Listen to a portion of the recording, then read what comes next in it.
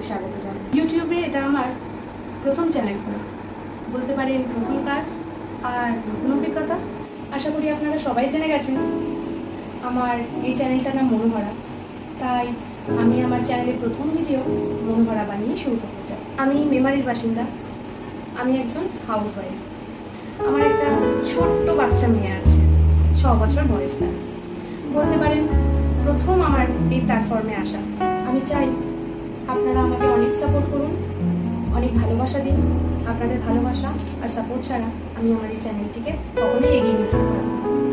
আর আমি তো বলেই ফেললাম যে আমি কোথা থেকে ভিডিওটা করছি, আর তোমরাও ঝটপট কমেন্ট বক্সে গিয়ে কমেন্ট করে জানিও যে তোমরা কে কোথা থেকে আমার ভিডিওটা দেখছো।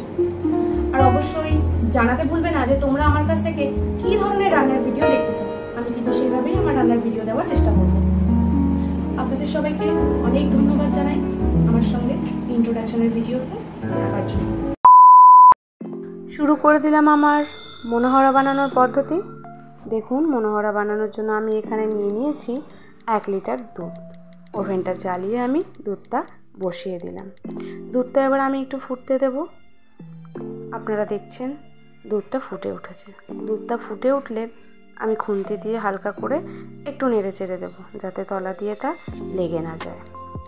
দুধ ছাড়াও আমার এখানে লাগছে একটা গোটা পাতিলেবুর রস, এলাচ গুঁড়ো, চিনি আর কাজু বাদাম ভেঙে নেওয়া। কাজু বাদামটা আপনারা গ্রেট করেও দিতে পারেন, কোনো অসুবিধা নেই। দুধটা ফোটার সময় আপনাদের মাঝে মাঝে খুন্তি দিয়ে একটু নেড়ে চেড়ে দেখতে হবে। অবশ্যই মনে রাখতে হবে দুধটা তলা দিয়ে যাতে লেগে না যায়।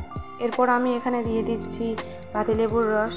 ও হ্যাঁ, পাতিলেবুর রসটা আবার একবারেই ঢেলে দেবেন না, তাহলে কিন্তু বুঝতে পারবেন না।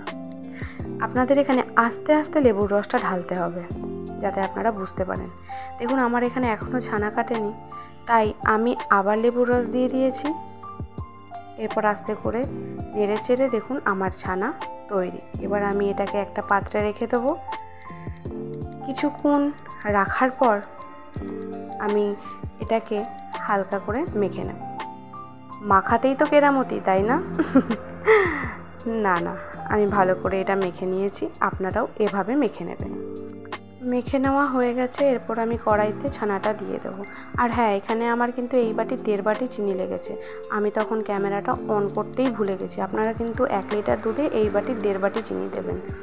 এরপরে দিচ্ছি এলাচ গুঁড়ো, তারপর আমি দিচ্ছি কাজু বাদাম ভেঙে নেওয়া। আপনারা চাইলে গ্রেট করেও দিতে পারেন। এরপর আমি এটাকে হালকা করে নেড়ে চেড়ে নেব। দেখুন, আমার নাড়াচাড়া হয়ে গেছে। আমার ছানাটা কিন্তু একদম তৈরি। এরপর আমি একটি প্লেটে আমার এই ছানাটা ঢেলে নেব। ঢেলে নেওয়ার পরে আমি এটাকে একটু রেস্টে দেবো, যাতে সেটা ঠান্ডা হয়ে যায়। এই যে আমি একটু চামচ দিয়ে ছড়িয়ে দিচ্ছি। এরপর আমি একটা ওভেন জ্বালিয়ে কড়াই বসিয়ে দেবো। কড়াই বসানো হয়ে গেলে এই বাটির 2 বাটি চিনি দেব। দেখুন, আমি 2 বাটি চিনি দিলাম। 2 বাটি চিনিতে 2 বাটি জল লাগবে। আমার 2 বাটি জল দেওয়া হয়ে গেছে। এরপর এটা একটু হালকা করে ফুটে উঠলে আমি একটু নেড়ে দেব। দেখুন, একদম কিন্তু জাল দেওয়া তৈরি। এরকম কিন্তু চিপচিপে হতে হবে, তবেই কিন্তু ঠিকঠাক হবে। আমার শিরাটা কিন্তু একদম পারফেক্টভাবে তৈরি হয়ে গেছে। আমি রেখে দিয়েছি সেটা।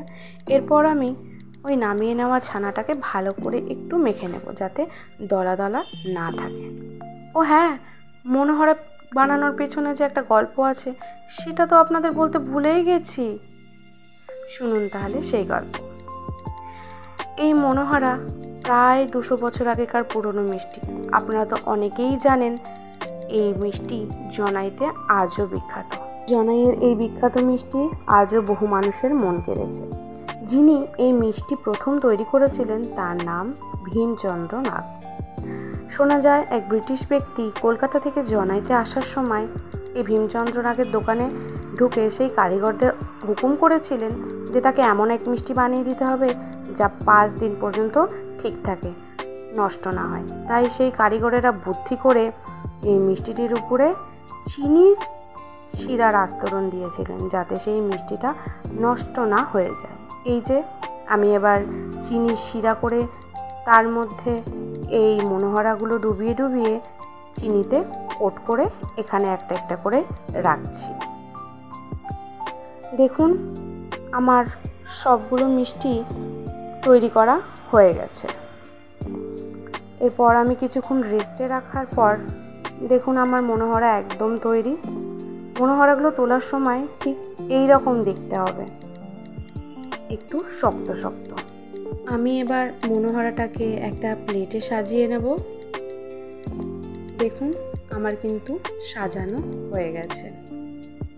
ও হ্যাঁ, আরেকটা কথা আছে, এই মনোহরা খাওয়ার একটা অন্যরকম পদ্ধতি আছে। আপনারা কিন্তু একবারে মুখে টপ করে পুরে দেবেন না, এটাকে ভেঙে বাইরের আস্তরণটাকে ছাড়িয়ে ভেতরের আস্তরণটাকে আপনাদের খেতে হবে। আর আপনারা কে কীভাবে খেলেন আমাকে কিন্তু কমেন্টে জানাবেন। আর আমার চ্যানেলটি ভালো লাগলে একটি লাইক, শেয়ার আর সাবস্ক্রাইব করে দেবেন। আজকে এই পর্যন্তই।